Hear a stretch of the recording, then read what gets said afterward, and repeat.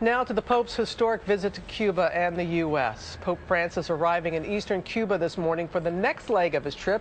He's been greeted by huge crowds, as you know, excitement building for his arrival here. Terry Moran filed this before leaving Havana. He's with the Pope. This is the Pope's last day in Cuba before he heads to the United States. He's leaving Havana for a couple of cities, Santiago and Holguin. This was a trip that was supposed to be purely inspirational for Cuba, but it's been touched by protest and controversy.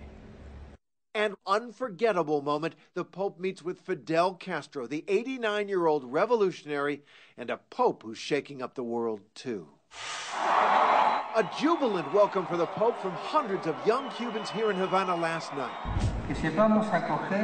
And Francis spoke to them off the cuff, sharing his very untraditional vision of a church that must never become too insular.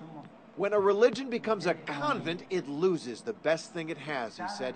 It becomes about I'm good, you're bad, moral prediction. Earlier Sunday in Revolution Square, thousands greeted Francis in the sweltering heat, waving flags, reaching out to him. But as Francis arrived at the square, a dramatic scene. A protester tries to reach the Pope. A brief encounter, then he gets dragged away. He celebrated Mass with a huge image of Che Guevara, the famed atheist communist rebel, looming above it all.